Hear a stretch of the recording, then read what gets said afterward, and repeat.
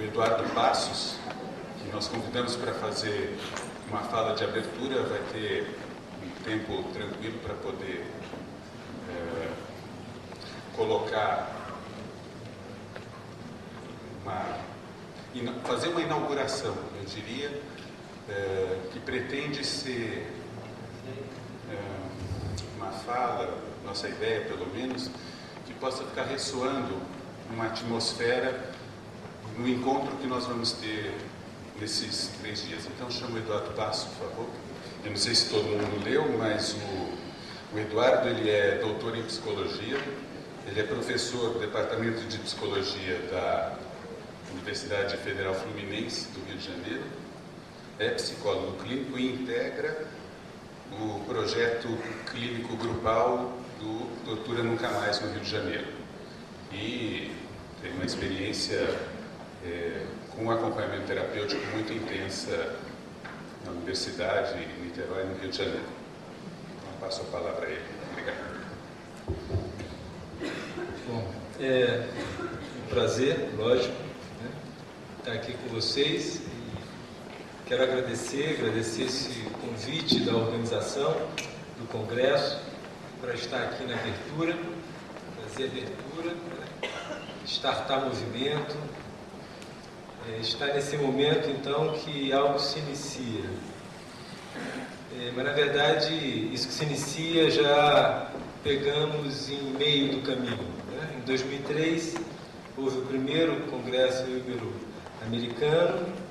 Nós hoje estamos iniciando o segundo, ao mesmo tempo que organizamos o primeiro Congresso Brasileiro e damos um estatuto internacional para esse encontro. Né? Um encontro que vem assim definido, né? Singularidade, multiplicidade e ações de cidadania. Bom, um encontro, né? E é importante que estejamos reunidos nessa experiência de comunidade. Uma comunidade para pensarmos a clínica, pensarmos o método e as experiências de passagem próprias do acompanhamento terapêutico. Um acompanhamento terapêutico que realiza esses movimentos, né? E realiza de maneira singular, sem dúvida. Embora eu gostaria logo de início dizer que talvez seja perigoso, né, querermos ver nessa singularidade uma especialidade da clínica, um especialismo clínico. Qual seria então o estatuto desse singular? Qual seria o estatuto dessa singularidade? Toda experiência clínica ela é singular, é especial, sem necessariamente ser um especialismo. Um especialismo que distinguiria e separaria domínios, setores, né? Escolas, metodologias, tipos de clínica. A clínica do AT, assim como se poderia supor haver uma clínica do psicótico, uma clínica da depressão, uma clínica do pânico, uma clínica da drogadição. Falar, então, de clínica do AT é falar não propriamente de um especialismo, né? É falar menos de um movimento da clínica do que da clínica em movimento. E é por isso mesmo que eu queria partir dessa ideia, que a clínica ela está sempre deslocada, ela está sempre, de alguma maneira, fora do seu lugar. Um lugar que supostamente ela teria no seu lugar natural. A experiência do AT ela nos auxilia a pensar a clínica nesse seu movimento, nessa sua natureza híbrida, nessa sua experiência limiar.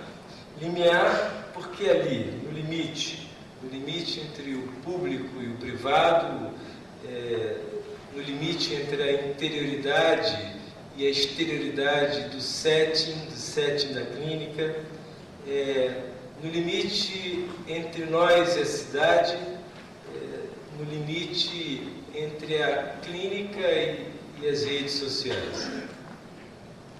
É nesse sentido, então, que o AT ele é certamente um dispositivo clínico.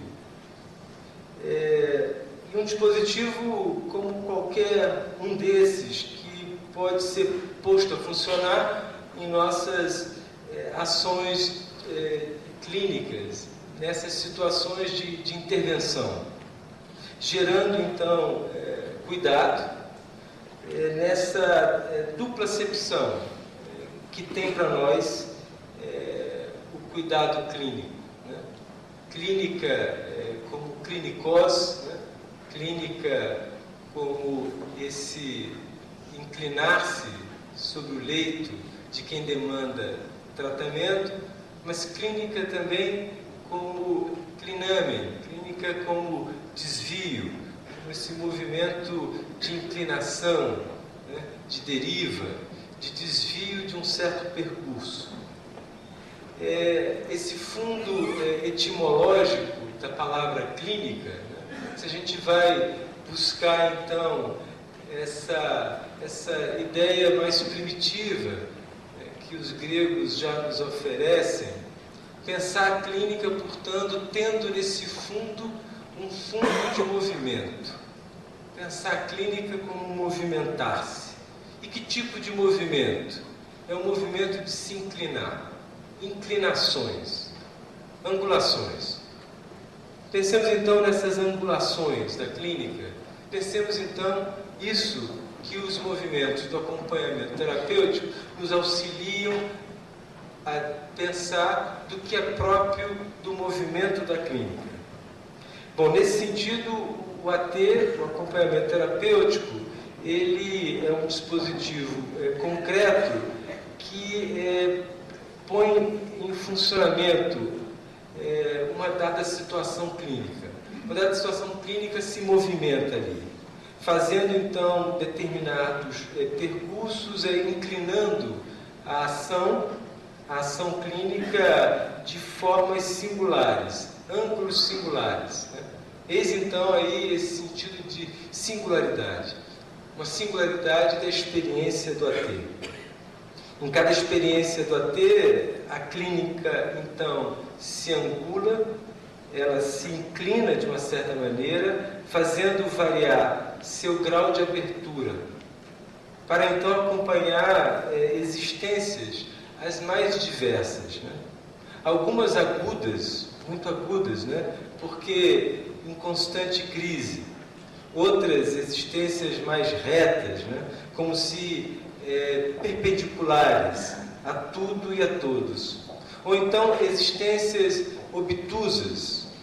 Obtusas porque escancaradas numa certa abertura derramante. São muitos, então, os ângulos de nossos movimentos, né?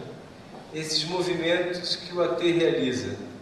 Tantos ângulos quantos são esses modos singulares de existências, percursos existenciais singulares que nós acompanhamos. Então acompanhamos. Acompanhamos o quê? O que acompanhamos? Acompanhamos o que só pode ser acompanhado. Acompanhamos o que não pode ser aprendido senão no movimento. Acompanhamos o que é movimento. É isso que fazemos. A subjetividade é movimento. Definimos então a subjetividade, podemos, e o AT nos auxilia a pensar a subjetividade não como uma natureza, não como uma essência, não como uma realidade dada, mas estamos falando de alguma coisa que nunca é completamente idêntica a si mesma. Não estamos falando, portanto, de identidade. Por subjetividade, nós estamos entendendo um movimento, um processo de subjetivação. E esse processo, ele se realiza a partir de múltiplos vetores, né, de existencialização, múltiplos vetores de subjetivação. Elementos vários, né, que participam desse processo de produção de subjetividade.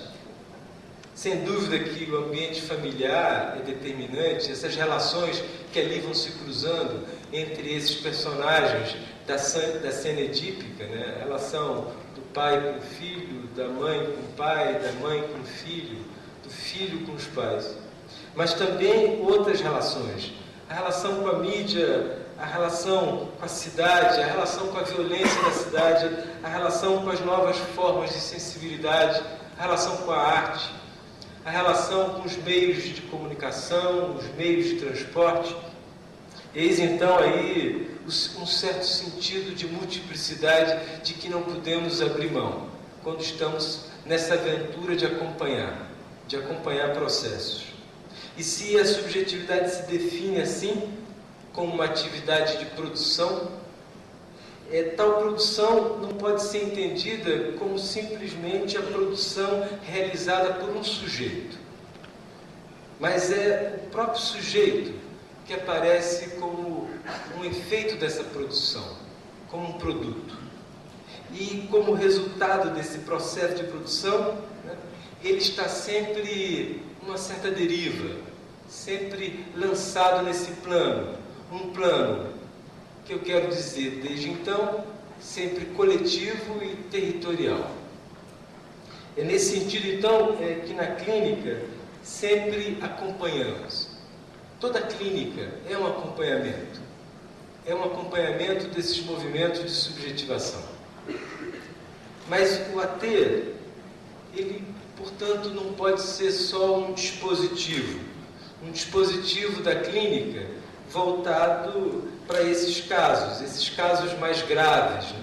Esses casos agudos, mais retos, né? Mais obtusos, casos graves que nos exigem uma escuta, uma certa abertura, né? Essa generosidade como estamos vendo aqui, né? Nesse convite feito pela organização do evento. Uma abertura, um grau de abertura, né? Que nos envolve todo o corpo do clínico, que os envolve ele e seu acompanhante, que os desenvolve pela cidade e, sobretudo, que os devolve ao mundo, lá onde tudo se produziu e para onde tudo deve retornar. Devolver, então, o produto a seu processo de produção. Devolver a subjetividade louca a um certo plano de subjetivação. O plano da cidade, o plano do território, o plano das redes sociais. O dispositivo AT faz isso concretamente.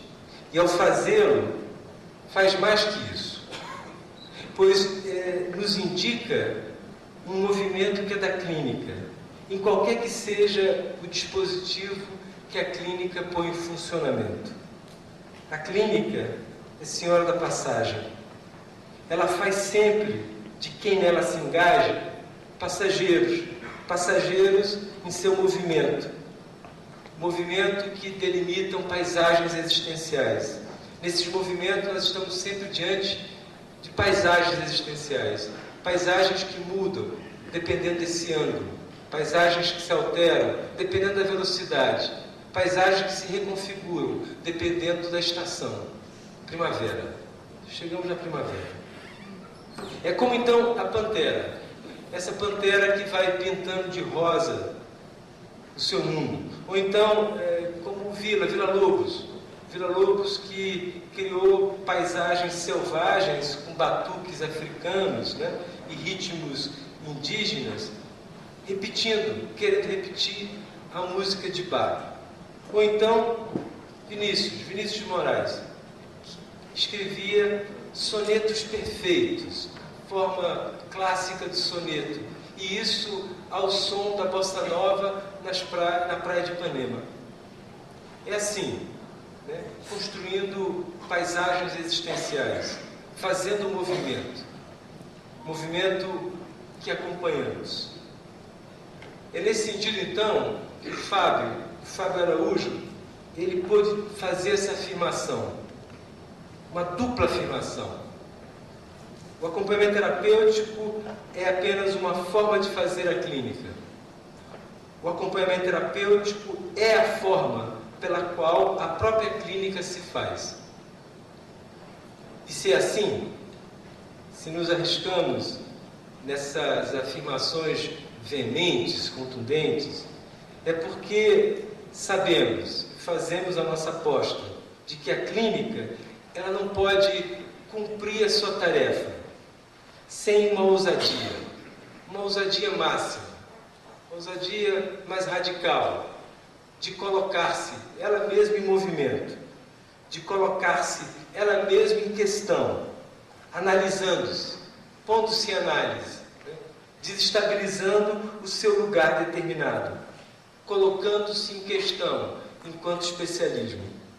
É nesse sentido, então, que a aventura da clínica, vamos pensar a clínica como uma aventura que é sempre transdisciplinar, ela se faz sempre num trânsito por entre as disciplinas, estando ali entre elas, nas interfaces, dos limiares, entre clínica e filosofia, entre clínica e política, entre clínica e arte.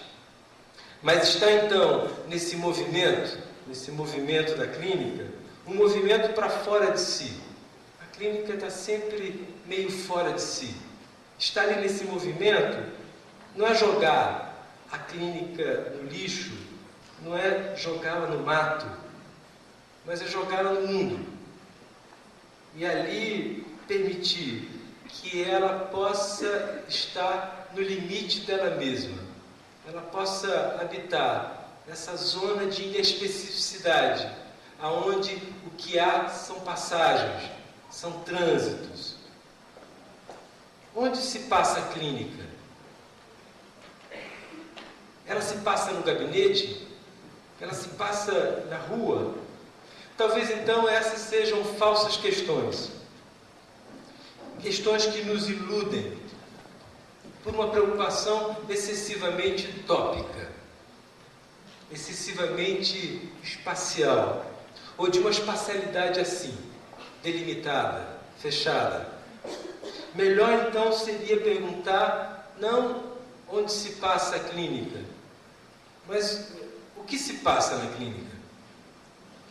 Enquanto lugar de passagens, enquanto lugar de paisagens, a clínica é menos um lugar, é menos um topos, do que talvez possamos dizer um utopos, um não lugar, nos convocando a uma certa aposta, uma aposta então de ativar utopias, de afirmar certas utopias. O AT é uma utopia.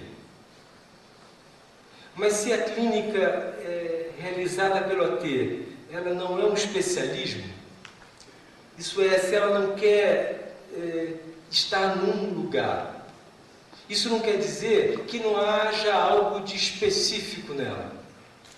Sim, é próprio dessa experiência clínica um modo de fazer, um saber fazer. E um saber fazer que deriva, que extrapola esses limites. Por exemplo, os limites do setting convencional, o setting convencional da clínica.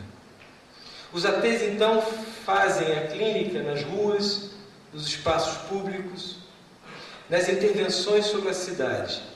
Daí, essa necessária relação com o tema da cidadania. Eis aí a cidadania. E com o que vem associado ao tema da polis, a política. O trabalho do AT, ele possui uma dimensão política, porque ele interfere sobre as cidades, dando trânsito a quem frequentemente perde o acesso aos espaços públicos. Mas é também político num outro sentido. É político porque ele coloca em questão, ele coloca em análise, ele argue criticamente os lugares, sobretudo os lugares de poder. O poder da instituição da clínica. Quem é o clínico? Qual é o lugar do tratamento? Quem trata? Deslocando-se pelas cidades, dando passagens, né? Conhecendo e intervindo sobre o sofrimento do outro ao acompanhá-lo, o AT ele realiza a clínica do movimento. Com o AT entendemos então que a clínica é mais um saber fazer, um know-how, do que propriamente um saber o que deve ser feito, um know what. Um saber fazer é um saber que se faz no movimento da experiência. Um saber que se faz sem distância. Um saber que se faz imediatamente. Imediatamente ao quê? Imediatamente ao que acontece. O AT é um saber fazer. E é um saber fazer que é um saber do acontecimento. É assim que a Karina de Souza, ela disse. Um saber do acontecimento. E essa é uma estranha afirmação. É uma estranha afirmação porque coloca para nós um problema. O problema do agente desse saber. O problema de um suposto sujeito desse saber. O saber fazer do acontecimento clínico é um saber para o qual é sempre problemático o quem sabe. Um saber do acontecimento.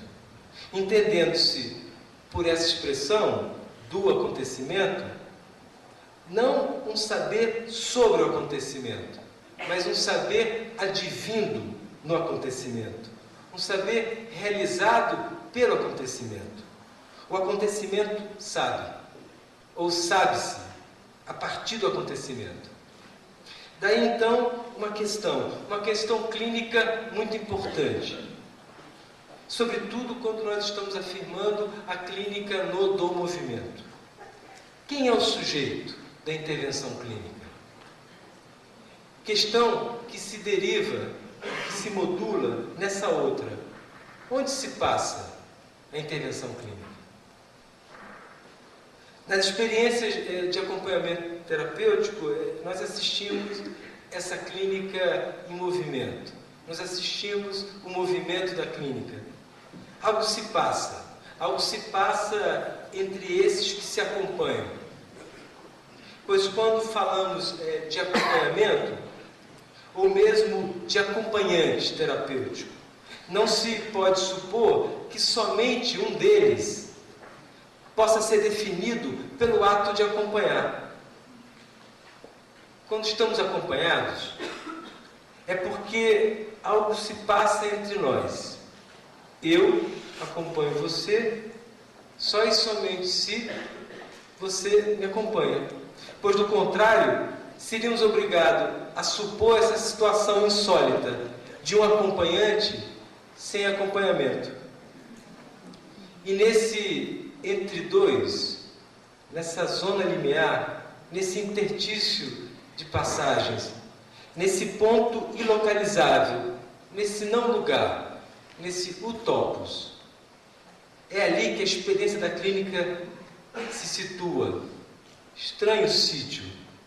É muito difícil, talvez mesmo impossível, situar a clínica. Daí ser melhor substituir aquela pergunta: onde a clínica se passa, por essa outra. O que se passa na clínica? O que se passa é da ordem de um acontecimento. Um acontecimento que reposiciona, um acontecimento que produz um deslocamento subjetivo.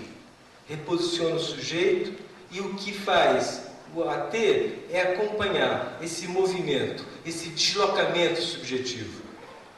Movimento, deslocamento, reposicionamento. Essas são experiências que o clínico deve poder acessar. Ele acessa, ele promove, ele acompanha. Acompanhar essas experiências pressupõe, seguramente, um know-how.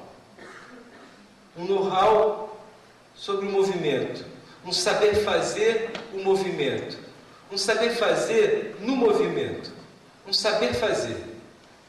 Um saber fazer na experiência que se atualiza lá, nas ruas, né, nos movimentos pela cidade, mas do qual nós queremos falar aqui.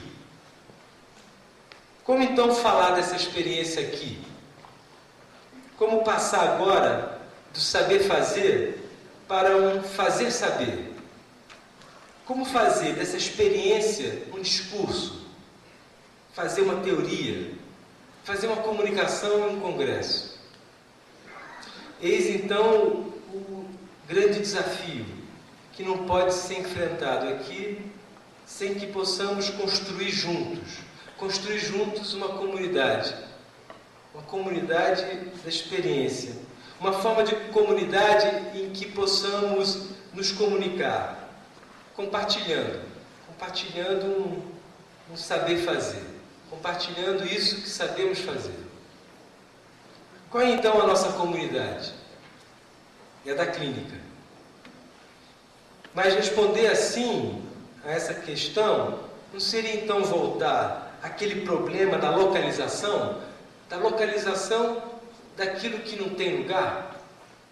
Se a clínica ela é uma experiência sempre de passagem, como definir uma comunidade da clínica? É muito comum. Eu tenho tido contato com muitos acompanhantes terapêuticos e é muito comum entre eles, né, essa recusa do localizacionismo, de um localizacionismo perigoso. O AT ele é eminentemente um movimento crítico e poderíamos dizer assim, crítico dos localizacionismos. Daí então a discussão que vai se fazendo por desvios da clínica à filosofia, da clínica à arte, da clínica à política. Mas quando a clínica se desvia, não é assim mesmo que ela pode se afirmar? Há talvez um equívoco que nos ronda quando estamos nessas aventuras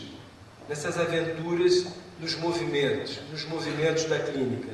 E talvez o perigo seja esse, de ir nos desviando da clínica, tomar esse desvio como sendo contra a clínica, um desvio para o exterior dela, porque na direção de uma outra coisa. Quando, na verdade, podemos entender esse desvio, como sendo a clínica mesma se fazendo. A clínica, ela mesma se fazendo. Eis então a dimensão de movimento da clínica, esse se fazendo, um movimento contínuo, um caminhando da clínica. E se falamos de caminho, falamos de odos, falamos então de método, meta-odos. Esse caminhar da clínica, de uma clínica perambulante, né? Uma clínica peripatética, né? Uma clínica em movimento, é um caminhando que pode ser perigoso se não for rigoroso. Ou seja, esses movimentos são movimentos, porém, rigorosos. Movimentos rigorosos. Há um método que nos guia. Na etimologia, então, da palavra método, a gente volta de novo a esse fundo arcaico, lá da Grécia Antiga. E esses dois, então, radicais que se conjugam com uma certa direção. Meta, movimento, né? Movimento para além, mudança, e odos, caminho. Na raiz, então, etimológica da palavra, há esse sentido de percurso. Percurso com movimento. Movimento para o além. Meta odos. A verdade, então, se a gente segue a tradição, esse caminhando é um caminhando em direção à verdade. É assim que tradicionalmente se definiu o método. Um caminho para a verdade, um percurso que deve garantir uma adequação do caminho com aquilo que deve ser alcançado. Com esse sentido, método é um caminho, então, de meta pré-definida. Nas experiências do AT, assistimos uma reversão, uma subversão desse sentido de método. Na experiência clínica do AT, algo então se subverte. A subversão, na verdade, é a subversão que o AT explicita como sendo própria da clínica. A clínica faz essa subversão. Uma subversão, então, que coloca com outro sentido a relação entre meta e odos, entre aquilo que tem que ser alcançado e o caminhar, tirando o primado da meta, para agora afirmar que tudo se inicia no caminhando, odos meta. Assim, sem a priori, sem um pré-determinismo que conferiria esse além, a esse mais além, um valor de fim a ser alcançado, o caminho torna-se então um ato de produção de si, um ato de produção desse caminhando. Mas insiste então a questão: se a meta, se ela não é prévia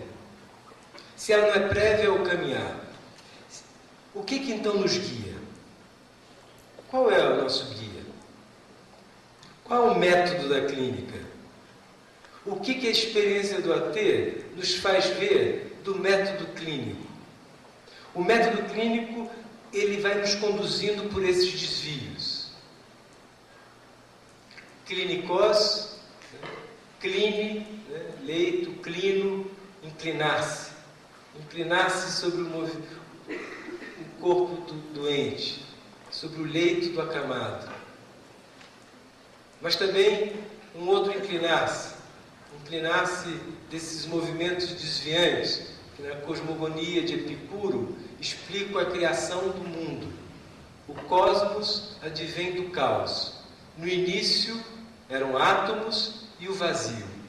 Mas se havia somente átomos e vazio, o átomos com sua massa, com seu peso, se precipitam no vazio em queda livre, no movimento perpendicular.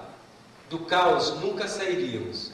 Epicuro então tem que pressupor, ali, na gênese, na heterogênese do cosmos, alguma força. É preciso que haja uma força, um impulso. Algo tem que pulsar nesse átomo. Tem que haver uma força a inclinar-se, uma força clinâmica, uma força ao desvio.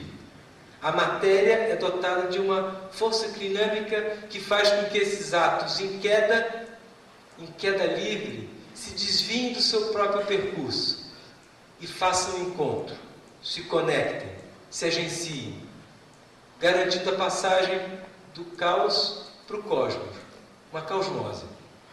Pensar então essa caosmose, pensar então essa origem do cosmos a partir do caos, é pensar esse movimento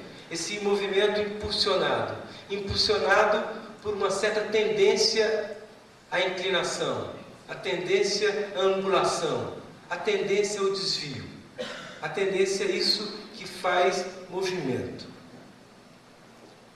Se é assim, se a matéria viva, a matéria criativa, a matéria humana é dotada desse impulso, dessa pulsão clinâmica, desse impulso a se desviar. Qual é então o método de acompanhamento disso que está sempre em movimento? A aposta então é numa anterioridade do movimento e, consequentemente, uma anterioridade do transformar. da transformação. Há uma anterioridade da transformação com relação ao conhecer. Eis então o desafio metodológico. Não conhecer para transformar. Esse era o legado positivista que lá no final do século XIX foi confrontado por uma experimentação clínica, uma nova experimentação clínica, que se fazia por um desvio com relação ao modo tradicional, como se trabalhava em saúde mental. Freud fez esse desafio, ele assumiu esse desafio. E esse desafio colocava, então, uma situação paradoxal, em que o fazer era prévio ao conhecer. Não conheço para fazer, mas faço para conhecer. Não conheço para transformar, mas transformo para conhecer. Se é assim, se há essa reversão paradoxal, que metodologicamente faz o caminhar anteceder a qualquer meta a ser alcançada, se é, portanto, uma odos meta, mais do que uma meta odos, qual é o nosso guia? O que nos guia quando estamos fazendo esses movimentos? E como nos guiamos para construir um conhecimento acerca dessas experiências clínicas? Qual é o guia? E se falamos de guia, estamos falando de guia e não estamos falando de direção.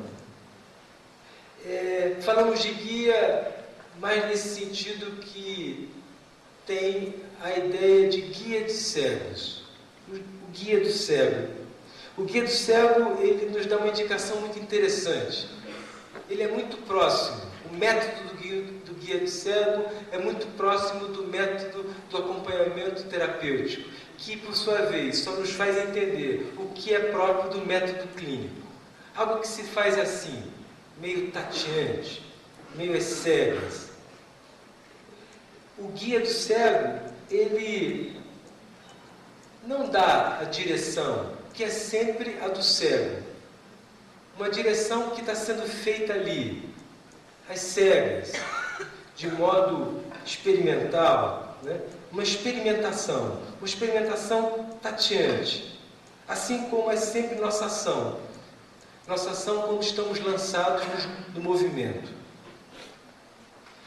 E essa ação lançada no movimento, essa ação às cegas, essa ação tateante, tendo como garantia um saber fazer, ela se transmuta, ela pode se transmutar num fazer saber, na condição de estarmos juntos, na condição de podermos construir essa comunidade da experiência. Para usar então essa expressão de Émile Tardy, falando no primeiro Estados Gerais da Psicanálise. Nós queremos então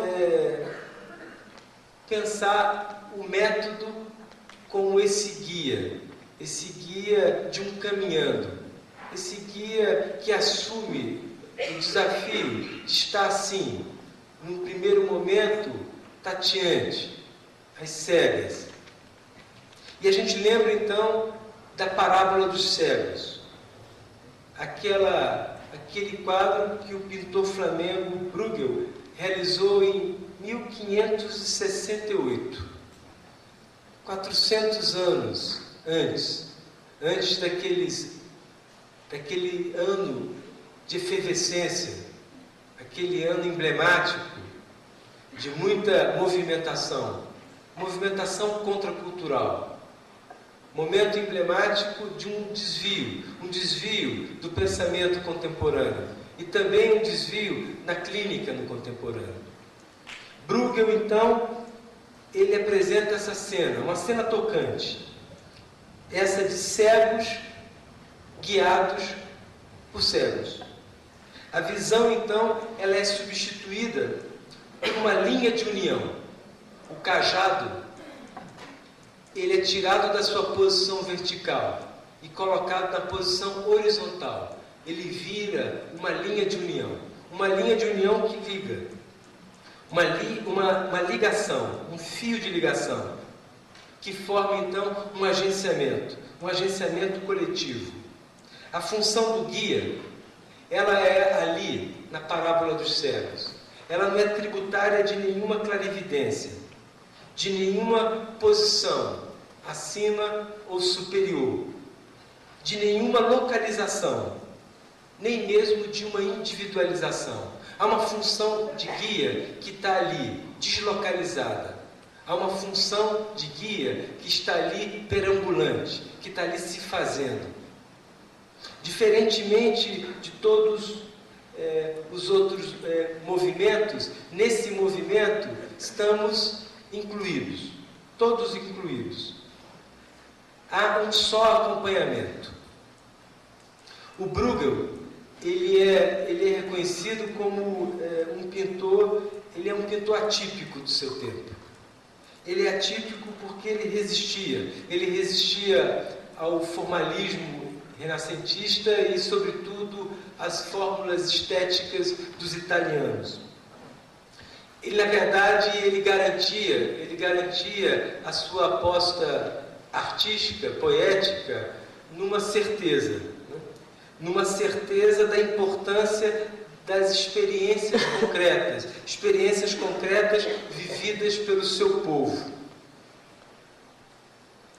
Bruegel, ele é contemporâneo de Bosch, de Hieronymus Bosch, outro pintor flamengo. Agora, no lugar dos personagens míticos, das figuras híbridas, dos monstros pintados por Bosch, Bruegel, ele depurou da cena flamenga a multidão, a massa, o coletivo, como força cega. Uma força cega que não aceita nenhuma exterioridade, nenhum comando. Essa força da multidão, essa força de uma massa em movimento e de uma certa maneira de guiar nessa massa. Não guiar essa massa, mas guiar nessa massa. É isso que parece Bruegel está ali pintando, nos indicando então uma certa aventura, uma certa experimentação da clínica. Nós vamos então às cegas. Vamos às cegas, mas com um rigor metodológico. Porque estamos forçados a pensar as condições de possibilidade do exercício crítico clínico. Especialmente quando nós estamos lançados no movimento, quando não estamos mais exatamente onde supunhamos dever estar, quando nos deslocamos e assim deslocalizamos a clínica, evidenciando essa dimensão que é sempre impessoal e pública da experimentação clínica. É isso, a clínica ela é sempre impessoal e pública, já que nós não podemos nos engajar radicalmente nela sem necessariamente abrirmos mão de nossas propriedades, esses bens mais privados, minha casa, meu lugar, minha identidade, meu suposto saber, meu lugar de trabalho, meu especialismo. Eis então o desafio, o desafio de uma experiência que ela é crítica das propriedades de si, e que por isso mesmo ela se faz sempre como coletiva e pública. É preciso então entender o AT, o acompanhamento terapêutico, como a evidência desse caráter sempre público da clínica. É preciso então fazer da clínica esse dispositivo, e mais do que esse dispositivo, uma certa função, uma função que opera no, por, com, entre, através do coletivo, através do público. É preciso então entender essa relação não substantiva, mas, vamos dizer, uma relação prepositiva entre clínica e público, entre clínica e política, dos movimentos do AT. Relação prepositiva porque supõe todas as relações possíveis entre esses termos que se distinguem, mas que não podem se separar. Daí então, ficarmos diante de questões, muitas questões. O que se passa na clínica? Qual é o método que vai se fazendo nos movimentos do AT? Como falar dessa experiência? Qual é a comunidade dessa experiência? O que há de específico, sem haver especialismo, na experiência do AT? Por que o AT não é um especialismo? Qual é a relação entre o acompanhamento terapêutico e a experiência do público? Talvez não possamos responder todas as questões que nos inquietam nesse encontro. Talvez nem mesmo seja necessário responder a todas as questões. Talvez o melhor mesmo seja estarmos aqui juntos, podendo formular nessa comunidade da experiência novos problemas. Obrigado.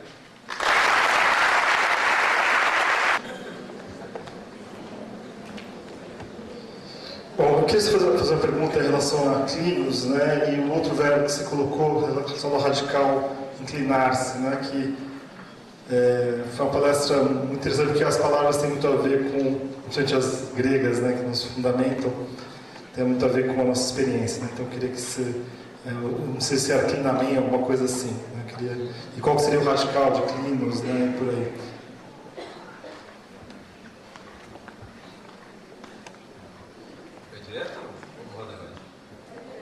Direto? Bom, isso aí é vício de professor, né? O professor tem esse vício de etimologia. Né?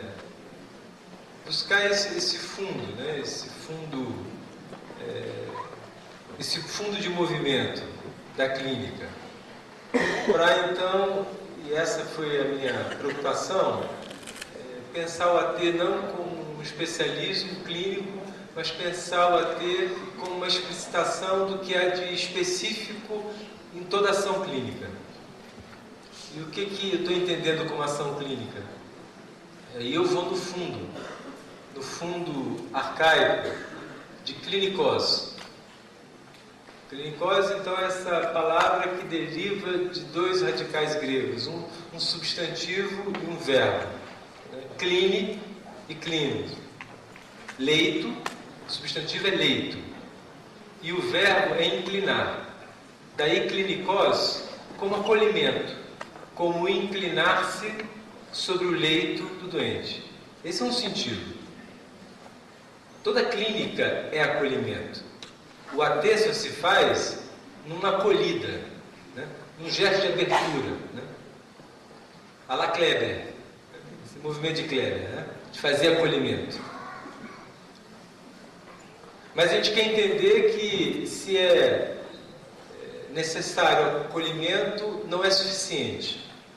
E nesse fundo arcaico que dá à clínica esse sentido de movimento, há um outro movimento do inclinar-se, que aparece agora num sentido helênico, ou seja, é a Grécia relida por Roma.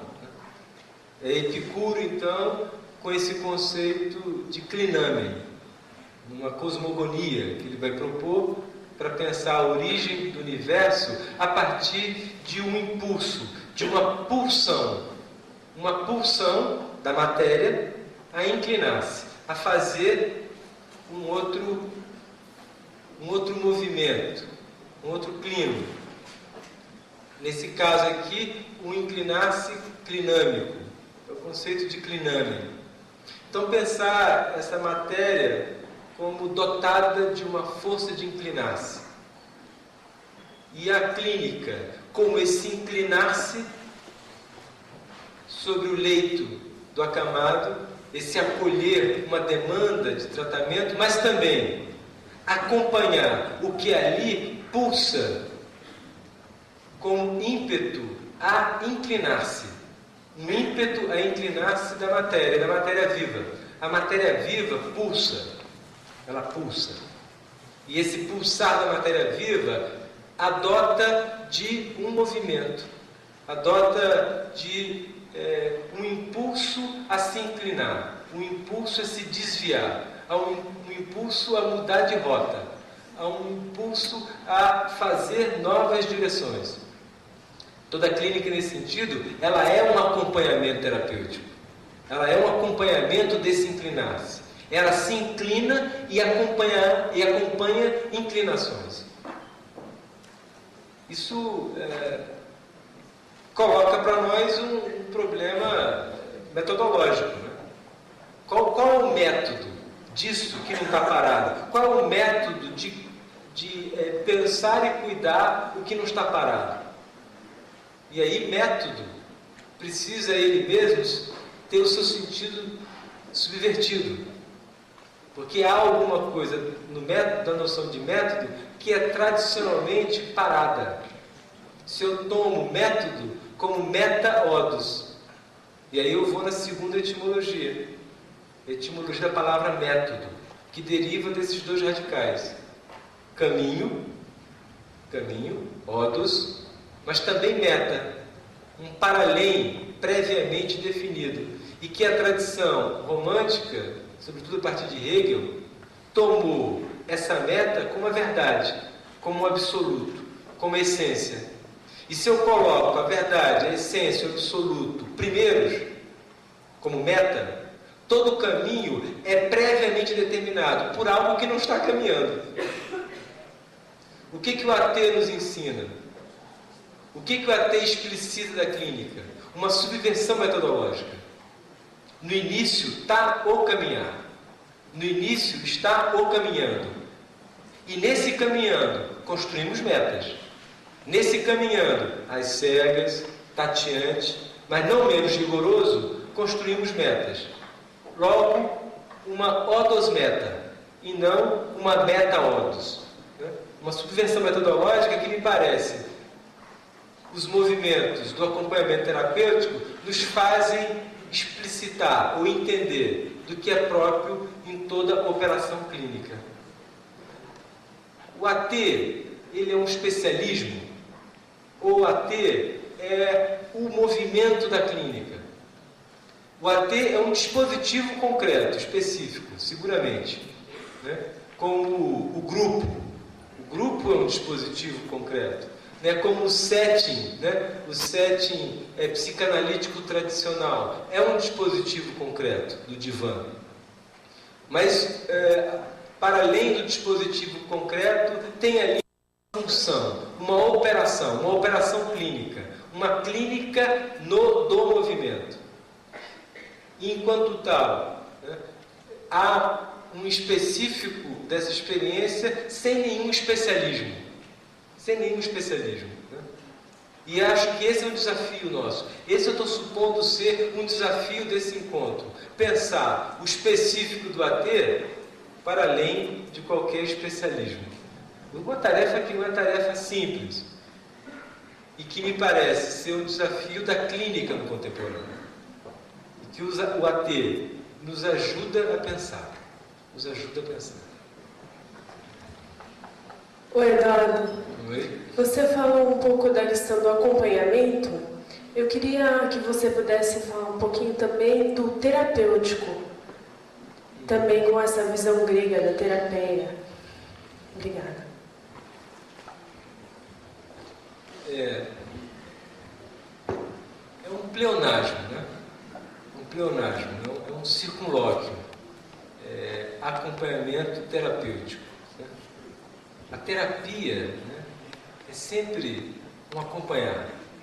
E o acompanhar aqui é sempre clínico. E parece que tem uma certa redundância, que é interessante porque nos ajuda a explicitar o sentido, né? O sentido de clinicose declinare. Agora, o que seria o terapêutico? Né? Numa existência em movimento, naquilo que se faz em movimento, né? E nós acompanhamos. O que acompanhamos? Nós acompanhamos o que é movimento. Nos movimentamos para estar juntos. Né? Nós não colocamos alguém em movimento. Nós nos movimentamos para nos aproximar, para estar juntos. Ou seja, nós acompanhamos o que é movimento, o que por definição é movimento. E se isso que acompanhamos, né, um território existencial, uma subjetividade, né? Uma paisagem subjetiva. Isso que é movimento. O que é terapia? O que é tratar? O que seria curar? Qual é a direção do tratamento? Questões importantes. Né?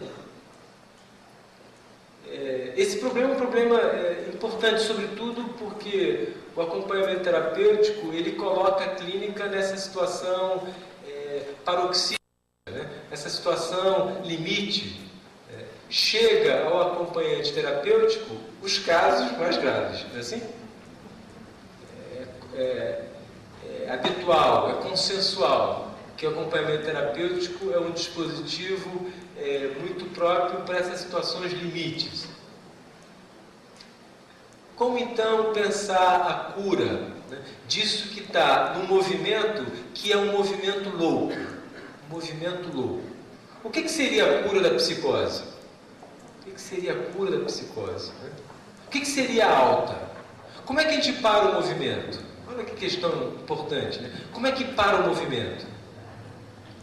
Vamos pensar então que ali, nessas experiências agudas, né, retas e obtusas de que estava falando, né, que são próprias desse movimento clínico que o acompanhamento terapêutico explicita, ali a alta tem que ser pensada menos como alta com L e mais como alta com U.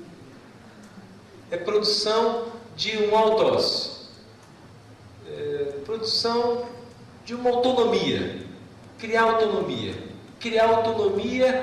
no movimento, criar autonomia nesse movimento às cegas.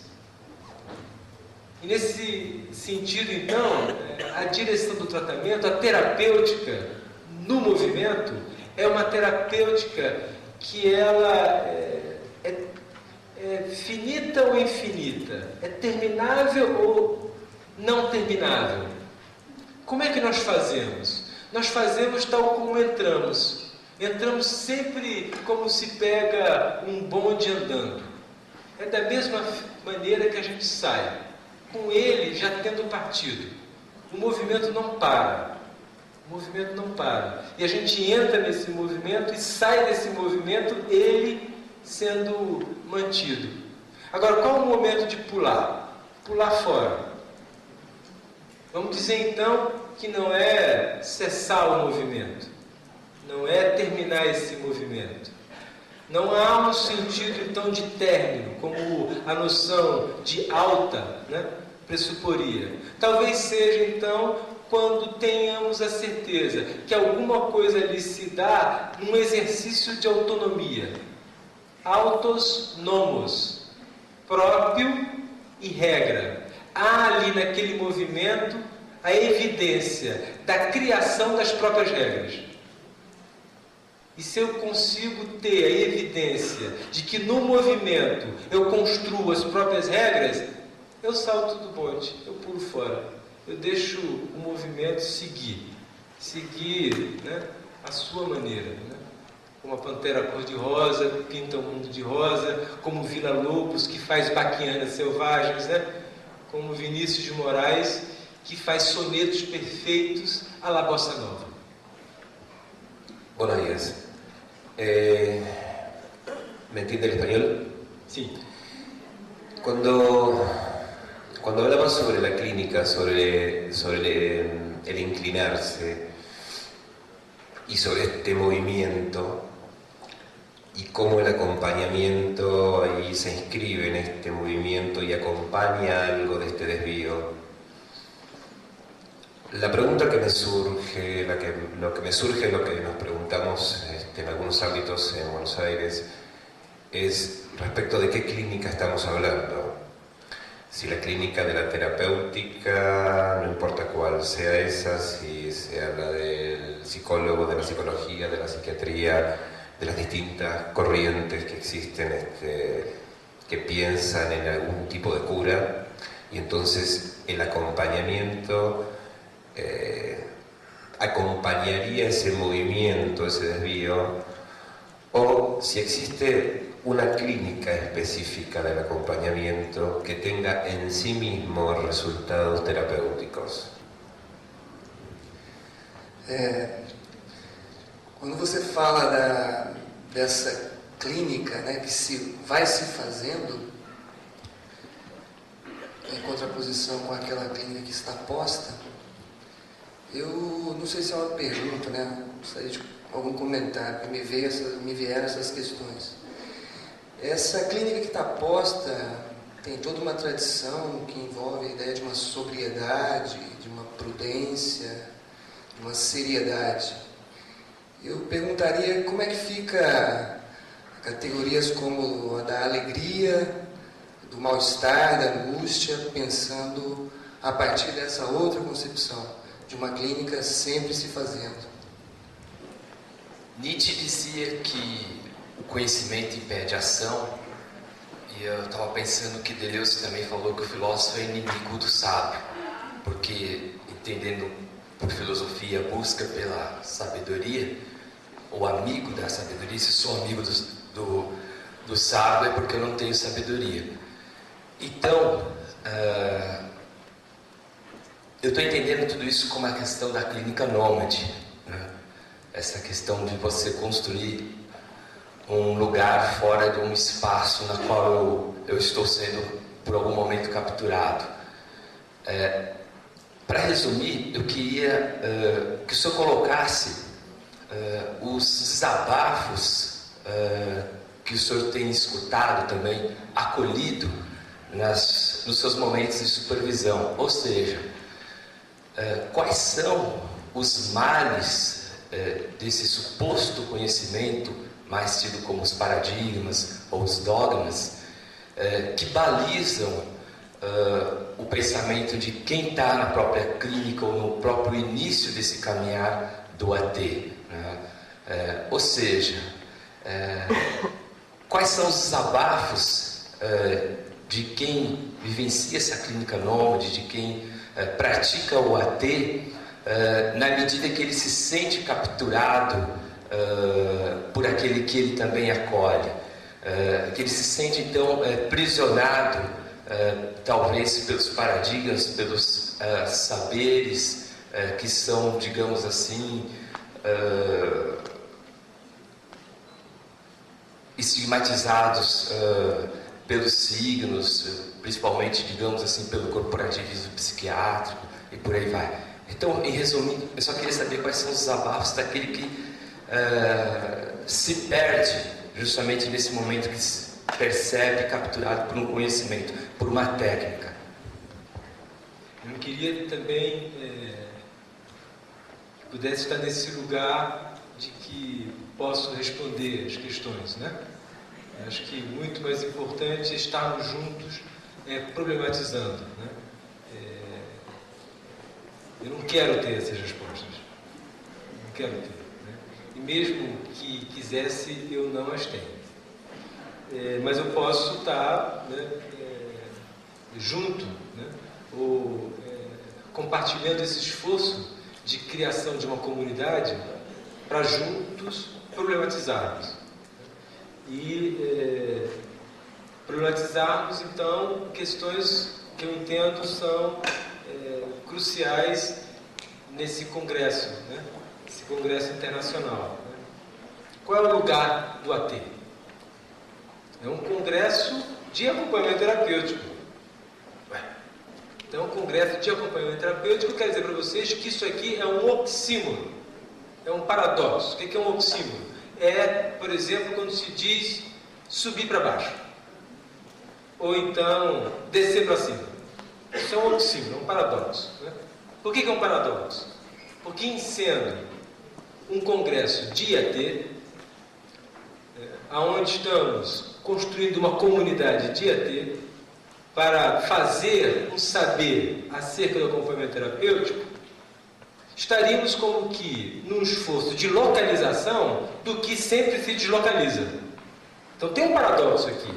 E paradoxo é diferente de contradição. Contradição se resolve, paradoxo se habita. A gente tem que aprender a habitar o paradoxo. que é uma outra maneira de dizer habitar um movimento. Como é que se habita o movimento? É um paradoxo. Geralmente, o hábito, né? A habitação, ela pressupõe um certo tipo de topos, de lugar, né? Um lugar parado.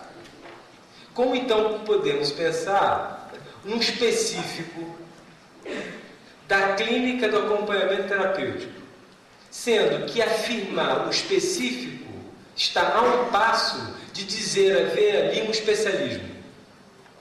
Um especialismo, né? Como eu posso supor que seja especialista em drogadição. Então eu sou especialista em drogadição ou sou especialista em psicose. A clínica da psicose, a clínica da drogadição, a clínica da depressão, a clínica da síndrome do pânico, a clínica do TDAH. Eu diria sintomas do contemporâneo. Um certo esforço localizacionista.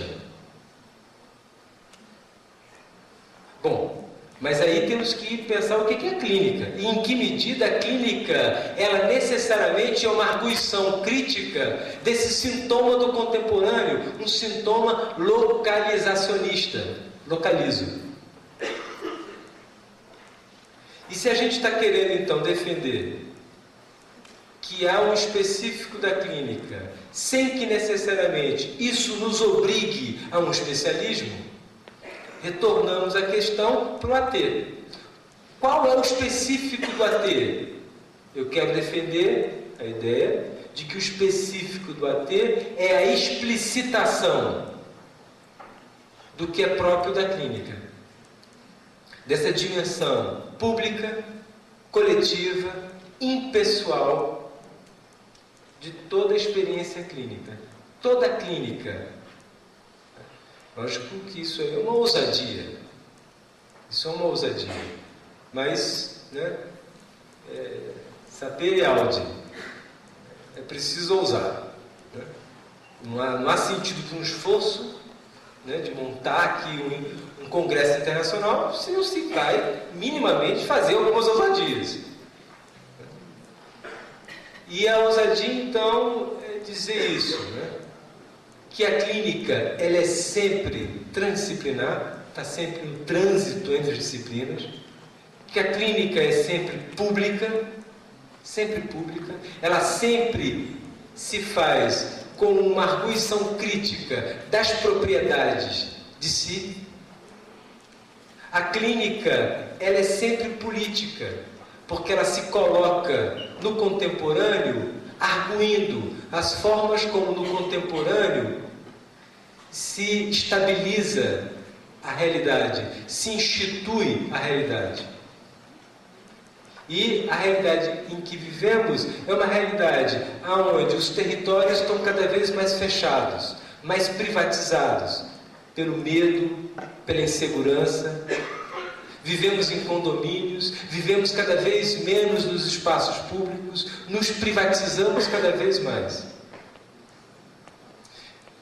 O hiperconexionismo da mídia, o hiperconexionismo da comunicação de massa, ele tem como correlato um hipoconexionismo existencial. Cada vez menos nos encontramos.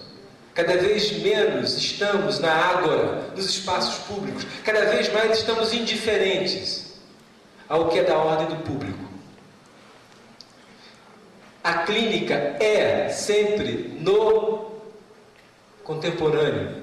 E ela é uma arguição crítica desses sintomas no contemporâneo. Se é assim, o que o AT tem de específico, senão a explicitação desse mandato da clínica? O mandato social da clínica. O mandato social da clínica. Em especial, eu gosto do AT como movimento. Foi isso que eu quis insistir. Como se fala de movimento social. Eu quero entender que o AT é um tipo de movimento social da clínica. Como, por exemplo, o movimento social da clínica na redução de danos. RD. quando a gente está falando de clínica e experiência da drogadição. Movimento social clínico. E se é um movimento social, se é uma clínica em movimento, se é uma clínica sempre pública, né? Sempre na polis, sempre na cidade, há um específico nela, mas não há uma propriedade dela. Ela não é um território identitário, não deve ser um território identitário. É muito fácil fazermos filiações, fazermos agremiações, fazermos escolas, criarmos territórios identitários. O AT pode virar um território identitário. Ele pode virar. Mas ele pode se impor como um movimento crítico a tudo que está instituído. Ele pode ser um impulso político da clínica, nessa potência que ele tem de arguição dos lugares de poder. Quem é que trata? É o AT que trata ou o psiquiatra, que é referência do usuário? O AT é o quê? Ele está fazendo o quê? Preenchendo o tempo? Impedindo que o cara se mate? Ele é babá? O que é o AT? Tem um problema político que está colocado ali. Quem é que trata? Qual o lugar? Qual o lugar do tratamento? Quando a gente faz um congresso para a constituição dessa comunidade, a gente dá uma dignidade, uma legitimidade, que não necessariamente é o fechamento de um território identitário, mas é a afirmação numa potência crítica, que é do AT ali, no plano da clínica, que necessariamente, quero crer, que tem que ser pensada sempre como pública, sempre como coletiva, sempre como impessoal. E aí, o movimento é sempre expansivo. O movimento é sempre de expansão. O movimento é sempre de expansão da vida. E o afeto próprio da expansão da vida é a alegria. Spinoza ensinou isso para a gente. A alegria é o aumento do conatus, o aumento da potência de existir. Então eu quero dizer que o AT é uma clínica da alegria. É uma clínica da alegria porque é uma clínica do movimento, e no movimento é uma expansão. É uma expansão dos territórios existenciais. Mas e a angústia? E o mal-estar? E a tristeza? Não há? Não, lógico que há. Lógico que há. Mas há sem um estatuto de fundamento. Não queremos supor que o fundamento da matéria do antropos, da matéria humana, seja o mal-estar, seja a angústia. Embora a angústia e o mal-estar há, mas há como efeito, há como fenômeno, há como um instituído que deve ser posto em questão, deve ser posto em movimento. Vamos botar em movimento. E nesse movimento, então, afirmarmos essa base que é muito mais alegre do que triste de toda experiência clínica. Então, uma experiência clínica que se faz assim, certamente, nomádica, né? Ela é nômade. E paga-se um preço, porque não é à toa a insistência do sintoma no contemporâneo, que é esse sintoma do fechamento, esse sintoma da clausura, os territórios identitários. Porque nós estamos com medo, nós estamos inseguros. E sempre que estamos com medo e inseguros, nós nos fechamos. Então, como abrir, como criar essas angulações, como aumentar o grau de abertura comunicacional, como transversalizar quando estamos num mundo marcado pelo medo, pela insegurança. Então, sem dúvida, temos que acolher, não só no estagiário, né? Mas também no próprio acompanhado, acolher um certo